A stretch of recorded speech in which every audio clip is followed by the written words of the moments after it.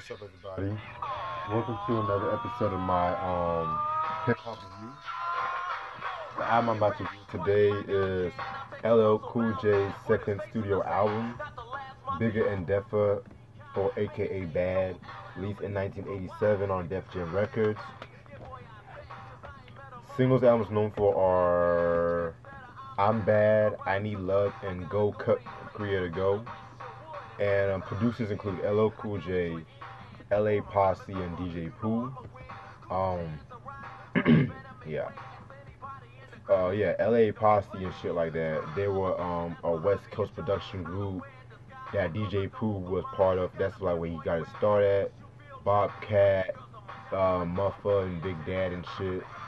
So yeah, just to let you know. Okay, so excuse me, I'm sorry. I already reviewed Radio. I believe it was last week or the week before. I said it was a very dope album. After the album was released, he didn't waste no time working on this album, but only difference with this album than Radio was that Rick Rubin left, I think, Def Jam around this year and shit, and so he wanted to he formed his own label, I think Def American, some shit like that, yeah. And so that's when LA Posse came in and shit like that. So yeah, this album was released. Dope album cover, by the way. The school, I think the school that he is posing in front of is his whole high school and shit like that. And little trivia to that, 50 Cent went to the same high school as him. And from what I've read, this school had like a drug lab in the basement and shit like that. So it was like a very notorious school in Queens and shit, to be safe. Alright, and then you got this picture with LL boxing and shit like that. Alright, let's see. And it's all the songs, LL just does all the songs by himself. I mean, Bobcat was his disc jockey and shit like that, but yeah. 12 songs, you guys should know what I'm about to do. Track number 1, I'm Bad. Very dope song. That's like one of my favorite LL Cool J songs. It was a braggadocio song, and from what I've looked up, it was the first usage of the word fuck on a rap song, like on a mainstream rap song and shit. So I thought that was pretty interesting. Yeah, and the video is pretty dope too and shit like that, despite the dancing and shit. But yeah, track number 2, Candy. Candy basically, it's a metaphor for cocaine. Basically, that's a pretty dope song. I love the chorus when the dude's like, I feel good, you know, kind of like, cause it has that cocaine energy and shit to it. It low-key, the song reminds me of MC Light's Cappuccino. That song that was on Eyes on This. Yeah, it reminds me of that song and shit like that. So yeah. Track number 3, Get Down. That was a pretty okay song. Track number 4, The Bristol Hotel. That song, he's talking about like prostitution on that song, and how like little girls get into prostitution and shit. Pretty dope song. Track number 5, My Rhyme Ain't Done. That's like one of my favorite songs off this album. This song where he just goes in on the mic and shit. Like, he has some dope lyrics like, the Diamond Jack Joker and the Ace of Spades was amazed at a greater cut creator on the fade. Then I played cards with the Queen of Clubs, the Queen of Hearts with me, cold fell in love. As for the Queen of Diamonds, she don't like men, because you know that a diamond is a girl's best friend. And he has some other line where he's like, I was warming the stove at the Alamo. Before Booth shot Lincoln, I stole the show. I was down with George at the Delaware, but I wore a Kango, not the fake white hair. Me and E-Love met Sitting Bull. We made a peace pipe where we took the pool. Like, each like fucking verse, like he's talking about some referencing some pop culture, some politics.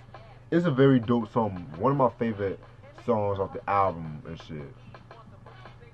Track number 6, 357, Break It On Down. That song was alright. That was an alright song. Track number 7, Go Cut Creator Go. Um, that's a pretty cool song right there. Basically, just his DJ, samp doing this crazy shit with his Chuck Berry sample and shit. Very dope song. Track number 8, The Breakthrough. Okay, so The Breakthrough, I have a lot of things to say about that song. So, I got a lot of things from that song. It's just talking about how LL handles fame, basically. And that he may be on TV, he may be this successful rapper, but don't fuck with him like that. And I've read like a lot of sources that this was pretty much the unofficial response to MC Shan's Beatbiter. And yeah, because I feel like there was some lines on here that was kind of questionable. Let me pull it up.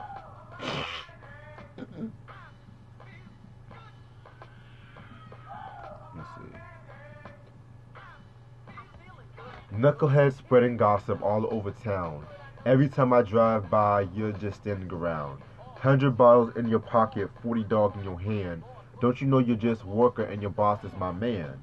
LL this, LL that. Soon as I walk into place, wanna take my gun and shoot you in the motherfucking face. Like, you're playing me too close with the scheming and games. I guess the beef and the bullshit is the price of fame.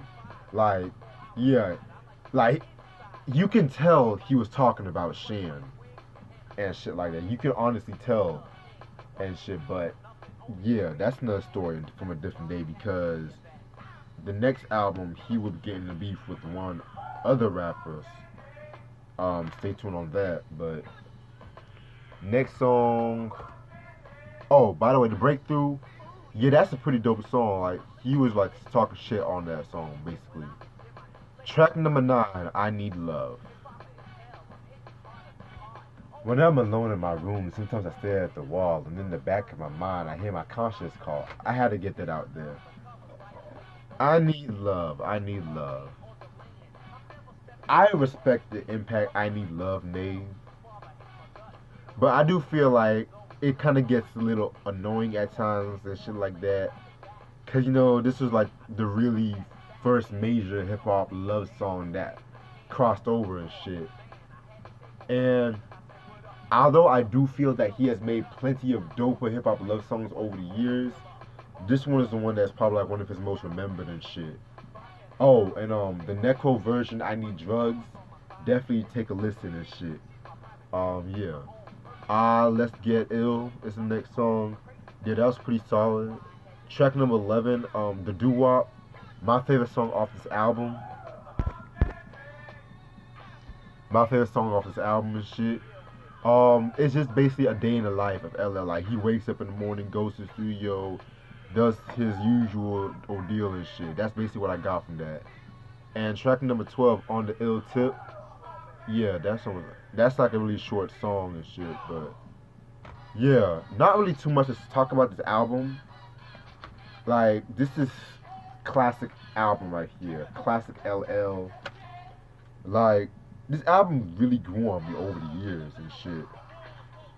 Like for one, he's really his versatility. He's talking about like a lot of topics like prostitution, fame. Like he was strengthening his writing pen and shit. I love the production. The production has like a West Coast feel to it, and instead of like it has more darker, street-oriented feel to it, which I fucking love. And yeah, very dope song. A very very dope album and shit. Classic album. And like I said before, I would say this is probably one of the last LL albums in a while where he didn't rap with an agenda in his mind and shit. And I'm gonna explain more when I talk about the Mr. Smith album to wrap up my thoughts. But as you can tell, I'm gonna do a live review on Walking with the Panther. I'm not too sure when I'll do it because with the work I'm doing right now, and you know, you guys are still supporting the Speak Your Clout podcast. Thank you guys for that. Shout out to Tri-Barrel, shout out to Steven, Mike, Ross, all them the cats and shit. Coach Chillin' as well. Alberto. Shout out to all them niggas and shit like that. So thank y'all for watching that. And so yeah, so this is a very dope album and shit.